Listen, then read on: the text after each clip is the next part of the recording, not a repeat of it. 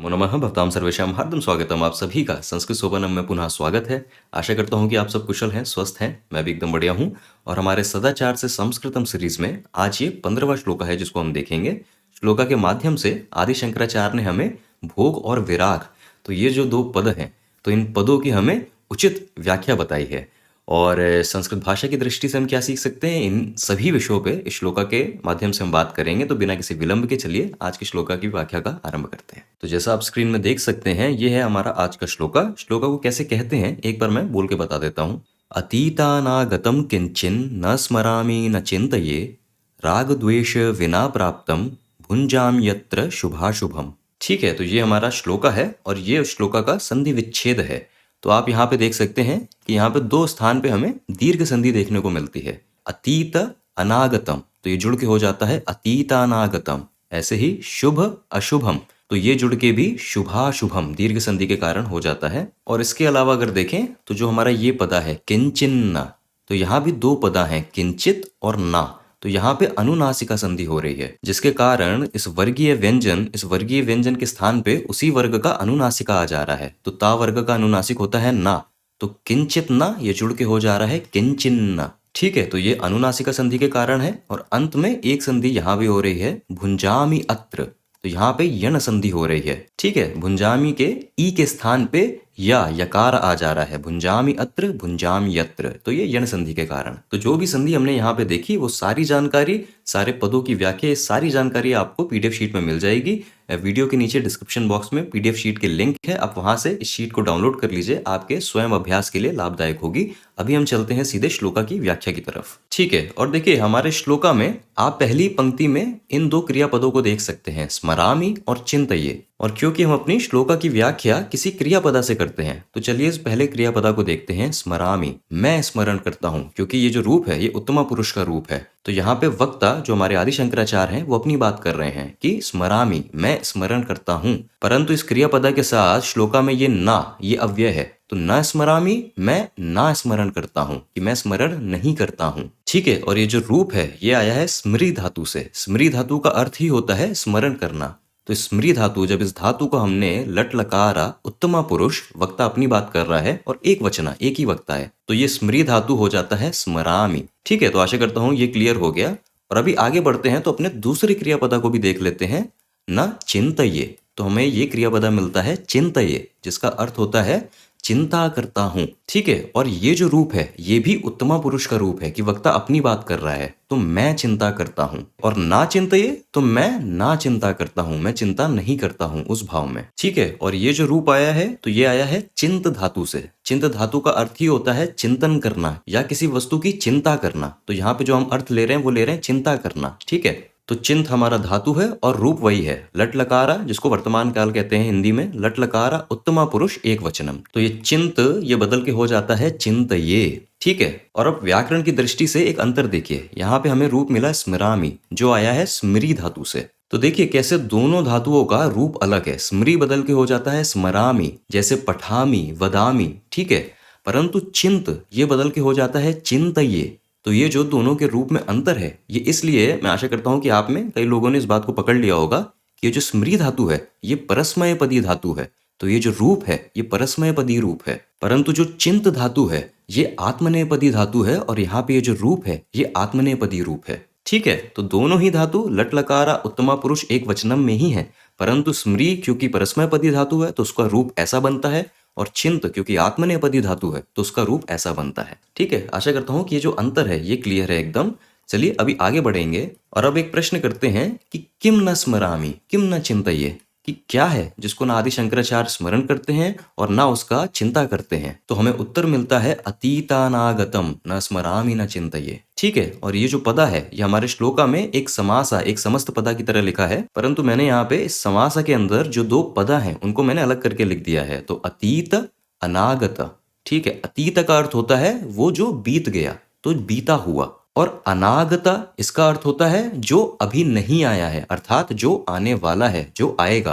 क्योंकि देखिए आगता इसका अर्थ होता है जो आ गया है, परंतु अगर इसको हम निगेट कर दें, इसको हम निषेध करें, तो हम अन जोड़ के निषेध कर देंगे इसका, तो अनागता जो अभी नहीं आया है, अर्थात जो आने वाला है, जो आएगा। ठीक है, तो अतीत से हम बात कर रहे हैं वो सारे अनुभव, वो सारी चीजें जो बीत गईं, और अनागत से हम बात कर रहे हैं वो सारे अनुभव, वो सारी चीजें जो अभी होंगी, जो अभी आएंगी। तो एक तरफ हम भूतकाल की बात कर रहे हैं और एक तरफ हम भविष्यकाल की बात कर रहे हैं। और हमारे ये जो दो पदा हैं, तो इनको हमने एक समासा में जोड़ दिया है। तो एक विशेष तरीके का समासा है ये समाहार द्वंद्व समासा, जिसमें हम दोनों पदा को पहले जोड़ देते हैं। तो ये हमारा समस्त पदा बनता है अतीतानागता। और ये इस समासा की विशेषता है कि जो भी पदा बनता है वो नपुंसक लिंग में और एक वचनम में ही रहता है। तो ये इस समाहार द्वंद्व समासा की विशेषता है कि जो हमारा एक समस्त पदा बनता है वो नपुंसक लिंग एक वचनम में ही रहता है, विभक्ति वाक्य के अनुसार लेगा। तो यहाँ पे कौन सी विभक्ति लग रही होगी? तो यहाँ पे लग रही है द्वितीया विभक्ति। क्यों? क्योंकि आदि शंकराचार्य कह रहे हैं कि इसको न स्मरामि न चिंतये। तो क्योंकि ये कर्म है इस क्रिया का, तो कर्म जैसा हम देखते हैं कि द्वितीय विभक्ति में रहता है, तो अतीतानागतम।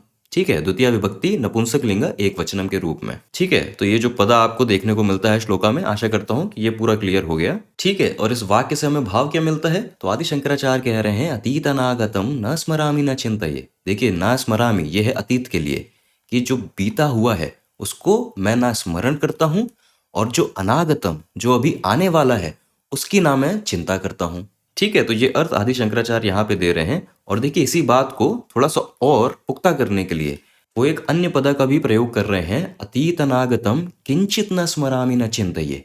किंचित ये एक अव्यय है, इनडिक्लाइनेबल, जिसका अर्थ होता है थोड़ा सा भी, लेश मात्र भी। तो उस भाव में, जिसको हम अंग्रेजी में कहते हैं even a tiny bit, even a little bit. ठीक है, तो इसके प्रयोग से आदि शंकराचार्य अपनी बात पे और वजन डाल रहे हैं कि बीते हुए का ना मैं थोड़ा सा भी स्मरण करता हूं, और आने वाले का ना मैं थोड़ी सी भी चिंता करता हूं। तो आदि शंकराचार्य हमें ये कह रहे हैं। और जो बीती हुई स्मृतियों में खोया नहीं है और जो आने वाले कल की चिंता में डूबा नहीं है, तो ऐसा पुरुष, ऐसा व्यक्ति कहाँ पे अभी जी रहा है? तो ऐसा व्यक्ति केवल केवल वर्तमान में जी रहा है। तो यही आदि शंकराचार्य हमें बता रहे हैं कि वो केवल वर्तमान में जीते हैं, जो अभी इस समय का जो अनुभव है वो केवल उसमें जीते हैं। और देखिए, हमने इस वाक्य से ये तो देखा कि आदि शंकराचार्य हमें बता रहे हैं कि वह केवल वर्तमान में जीते हैं, परंतु इस वर्तमान में जीने का भी क्या उचित तरीका है, क्या सही तरीका है, उसको आदि शंकराचार्य हमें इस दूसरी पंक्ति में बता रहे हैं। तो देखिए, इस दूसरी पंक्ति में हमें ये क्रियापदा मिलता है भुंजामि, और इस भुंजामि का अर्थ होता है मैं भोगता हूं, मैं भोग करता हूं।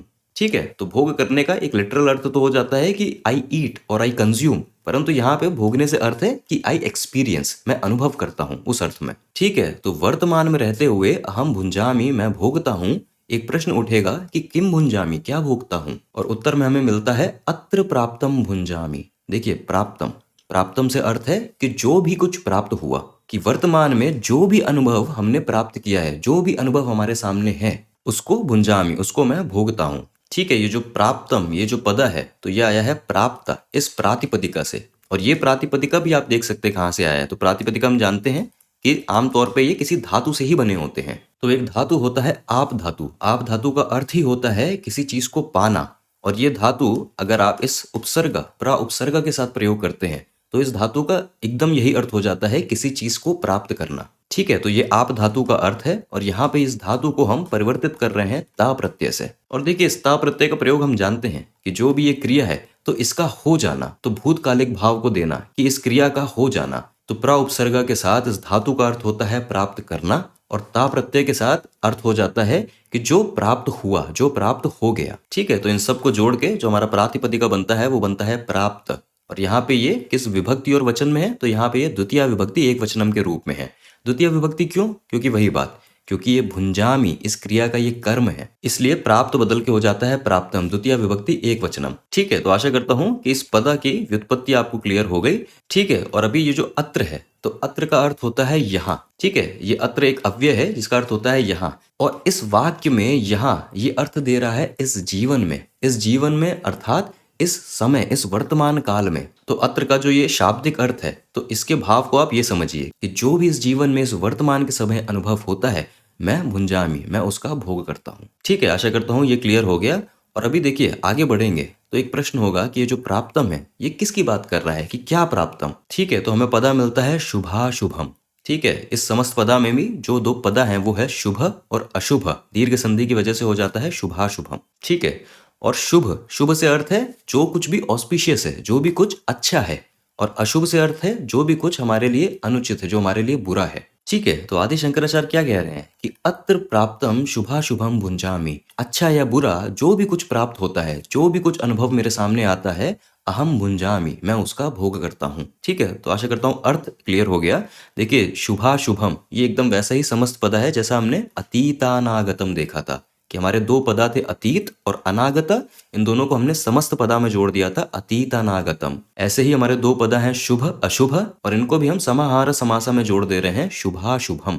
ठीक है, आशा करता हूं यहां तक क्लियर हो गया। और देखिए, अब आगे बढ़ेंगे तो आदि शंकराचार्य सबसे प्रमुख बात हमें यहाँ पे बता रहे हैं, क्योंकि इस पंक्ति के माध्यम से आदि शंकराचार्य हमें वर्तमान में उचित तरीका क्या है जीने का, वो हमें बता रहे हैं। तो यहाँ पे ये प्रमुख बात है कि जो भी अच्छा बुरा जीवन में प्राप्त हुआ है उसको मैं भोगता हूँ, परंतु कथम भुंजामि, कैसे भोगता हूँ, किस एक भाव के साथ, किस एक एटीट्यूड के साथ वो इन चीजों को एक्सपीरियंस करते हैं। तो यहाँ पे आदि शंकराचार्य कह रहे हैं राग द्वेष विना भुंजामि। ठीक है, विना ये अव्यय है, विना का अर्थ होता है कि इसके बिना, अंग्रेजी में कहते हैं विदाउट इट। ठीक है, और किसके बिना, तो राग और द्वेष के बिना। ठीक है, राग इसका अर्थ होता है जो हमारे लाइक्स होते हैं, जिनको हम लाइक्स कहते हैं, कि जो हमारी पसंद होती है।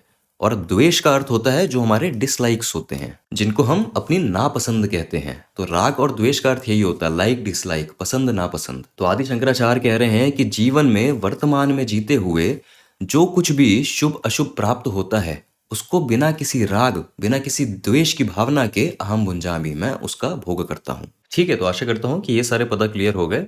अभी आगे बढ़ते हैं और एक बार अन्वय को अनुवाद के साथ देख लेते हैं। तो आदि शंकराचार्य कहते हैं अतीत अनागतम किंचित न स्मरामि न चिंतये, कि ना मैं बीते हुए का, अतीत से अर्थ है बीते हुए का, लेश मात्र भी स्मरण करता हूँ। तो किंचित से यहाँ ये भाव दे रहे हैं कि थोड़ा सा भी, लेश मात्र भी। तो ना मैं बीते हुए का लेश मात्र भी स्मरण करता हूँ, और ना ही आने वाले पल का, अनागतम जो भी नहीं आया है अर्थात जो आने वाला है, और ना ही आने वाले पल की थोड़ी भी चिंता करता हूँ। किंचित ना चिंतये, थोड़ी भी चिंता नहीं करता हूँ। ठीक है, और उसके बाद आदि शंकराचार्य कहते हैं अत्र प्राप्तम शुभाशुभम, कि यहाँ अत्र से यहाँ अर्थ है कि यहाँ इस जीवन में, इस वर्तमान समय, इस समय, तो अत्र प्राप्तम शुभाशुभम, यहाँ इस जीवन में प्राप्त जो भी अच्छे बुरे अनुभव हैं उनको राग द्वेष विना भुंजामि, उनको बिना किसी राग या बिना किसी द्वेष की भावना के भुंजामि, मैं भोगता हूँ। तो देखिए, श्लोक के माध्यम से आदि शंकराचार्य ने हमें वर्तमान में स्थित रहने के महत्व को बताया है कि ना तो हमें जो बीत गया है उसकी स्मृति में डूबे रहना चाहिए, और ना जो आने वाला है तो उसकी चिंता में भयभीत रहना चाहिए, उसकी चिंता में डूबे रहना चाहिए। तो वर्तमान में इस समय जो है, जो हो रहा है, बस उसमें रहना चाहिए। उसके महत्व को आदि शंकराचार्य ने बताया है। और वर्तमान में रहना, प्रेजेंट में जीने का महत्व बहुत ही गहरा होता है। देखिए, कबीर जी की एक कविता है जिसमें कविता की पहली पंक्ति कुछ ऐसी है कि तेरा जन एकाध है कोई, काम क्रोध अरु लोभ विवर्जित, हरिपद चीन्ह सोई। इस कविता में, कविता बहुत ही सुंदर कविता है, और इस कविता को बहुत ही सुंदरता से ओशो ने समझाया है अपने एक भाषण में। परंतु यहाँ पे कबीर जो एक बात कह रहे हैं कि काम क्रोध अरु लोभ विवर्जित, कि जो हरिपद तक पहुंचने का जो भी एक अड़चन होता है, जो एक सबसे बड़ा ऑब्स्टिकल होता है, वो हर किसी के जीवन में ये तीन कारण होते हैं, या तो काम, या क्रोध, और या लोभ। ये तीनों कारण होते हैं। और अब इन तीनों में भी, काम क्रोध लोभ, इन तीनों में भी जो दो सबसे प्रमुख समस्या हैं वो है हमारा काम और हमारा लोभ की भावना। और देखिए, जो लोभ की भावना है, जिसको हम कहते हैं एक लालच की जो भावना होती है, वो लोभ का मतलब ही ये होता है कि जो भी हमारे पास है, जो भी हमें मिल गया है, उसको हम कस के पकड़े रहें, वो कहीं जाने ना पाए, वो कहीं खोने ना पाए। तो इसको कहते हैं अपने अतीत में जीना, क्योंकि जो आपको मिल गया, जो आपको प्राप्त हो गया, आप उस अतीत को पकड़े हुए हैं, कस के पकड़े हुए हैं। इसी को लोभ कहते हैं। और काम क्या होता है कि जो नहीं है वो मिल जाए, तो जो जितना है उससे संतुष्टि नहीं है, और कुछ मिल जाए, और ज़्यादा कुछ मिल जाए, इसको हम काम कहते हैं, इसको हम डिज़ायर कहते हैं। तो काम क्या हो गया कि भविष्य में जीना, कि क्या आने वाला है, क्या होने वाला है, बस उसी की तरफ आंखें करे रहना। तो ओशो बड़े सुंदरता से बताते हैं कि आमतौर से मनुष्य ऐसे ही जीता है कि हम अपने हाथ से अपने अतीत को पकड़े होते हैं, और हम अपने आंखों को भविष्य में लगाए होते हैं, और हम जी रहे हैं वर्तमान में। तो ये कैसा जीना है? और यही आदि शंकराचार्य यहाँ पे बता रहे हैं अपने उदाहरण के साथ, कि ना वो बीते हुए कल की चिंता करते हैं, ना वो आने वाली कल की चिंता करते हैं, वो वर्तमान में रहते हैं। क्योंकि तभी आप इस लोभ और उस काम को छोड़ पाएंगे। और जो तीसरी चीज कबीर कह रहे हैं कि क्रोध, क्योंकि देखिए सबसे बड़ी समस्या होती है क्रोध। बहुत लोग यही कहते हैं कि गुस्सा बहुत आता है, क्रोध बहुत आता है, एंगर इश्यूज हैं, और वो एंगर इश्यूज को खत्म करना चाहते हैं, वो क्रोध को खत्म करना चाहते हैं। परंतु ये जो क्रोध है ये क्या है? तो जब हम अतीत में जीते हुए लोभ ग्रसित रहते हैं कि जो भी कुछ है उसको कस के पकड़े रहते हैं, तो जब ये छूटने लगता है, जब ये किसी कारण खो जाता है, तो हमें क्रोध आता है। और ऐसे ही जब हम भविष्य में जी रहे हैं, जब हम आने वाले पल में ही जी रहे हैं कि इसकी अपेक्षा है, इसकी कामना है, तो जब हम काम ग्रसित हैं, तो उस काम के बीच में जब कोई अड़चन आ जाती है, जो होने वाला है वो नहीं हुआ, जो मिलने वाला है वो नहीं मिला, तो भी हमें क्रोध आ जाता है। तो क्रोध देखा जाए क्या है? तो क्रोध सिर्फ हमारे लोभ और हमारे काम के बीच में जो अड़चन है, उसी से क्रोध उत्पन्न होता है। तो क्रोध खुद खुद में कुछ भी नहीं है। लोग कहते हैं कि हमें क्रोध को कम करना है, हमें क्रोध को हटाना है। यही ओशो भी इस कविता के व्याख्या में बताते हैं कि हर कोई मुझे आके पूछता है कि मुझे क्रोध को कम करना है, परंतु कोई ये नहीं कहता कि मुझे लोभ और काम को कम करना है। लेकिन लोभ और काम की ही अड़चन से क्रोध उत्पन्न होता है। क्रोध खुद से तो कुछ भी नहीं है। तो इस महत्व को समझना कितना आवश्यक है कि वर्तमान में जीना ये सिर्फ एक बहुत सिंपल फिलॉसफी नहीं है कि इसको इंग्लिश में भी बोल देते हैं ना कि लिव इन द मोमेंट, आज में जियो, आज में प्रेजेंट में रहो। और लोगों को लगता है ये बहुत ही एक सिंपल फिलॉसफी है, बस ज़्यादा कुछ नहीं है, अच्छी बात है, करना चाहिए। परंतु इसमें बहुत गहराई है, क्योंकि जब हम अतीत में जीते हैं तब हम लोभ ग्रसित हो जाते हैं और फिर हमें क्रोध आता है। और ऐसे ही जब हम भविष्य में जीते हैं तो हम काम ग्रसित हो जाते हैं और उसमें भी अड़चन आने से हमें क्रोध आता है। तो वही कि हाथ वहाँ हैं, आंखें वहाँ हैं, जी वर्तमान में रहें। तो वर्तमान में क्या ही जी रहे हैं, कैसे ही जी रहे हैं? तो यहीं पे आदि शंकराचार्य हमें इस बात को बता रहे हैं। तो पहले तो ये महत्व कि वर्तमान में जीने का क्या महत्व होता है, और दूसरा फिर उन्होंने यही बात को बताया कि वर्तमान में जीते हुए भी जो भी अनुभव आ रहा है, जो भी अच्छा है बुरा है, तो उसको बिना राग बिना द्वेष के उनको भोगना। और इसको कहते हैं समत्व। और भागवत गीता में श्री कृष्ण ने समत्व को बहुत महत्व दिया है, सबसे ऊंचा दर्जा दिया है समत्व को, इक्वानिमिटी ऑफ माइंड को। कि जब हम अच्छे वक्त और बुरे वक्त में एक जैसा व्यवहार करते हैं, जब हम अपने पसंद की चीज़ों और अपने नापसंद की चीज़ के मिलने में एक जैसा व्यवहार करते हैं, हमारा व्यवहार नहीं बदलता, तो इसी को कहते हैं। देखिए निर्वाण षटकम में भी एक पंक्ति होती है, नमे राग द्वेषो।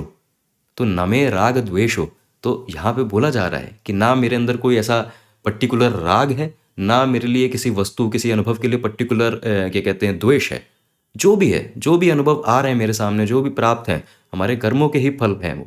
तो हमारे कर्मों के फल हैं, तो बिना किसी राग द्वेष के, बिना किसी को अच्छा कहे बुरा कहे, हम उनका भोग करेंगे। और इसी को समत्व कहते हैं।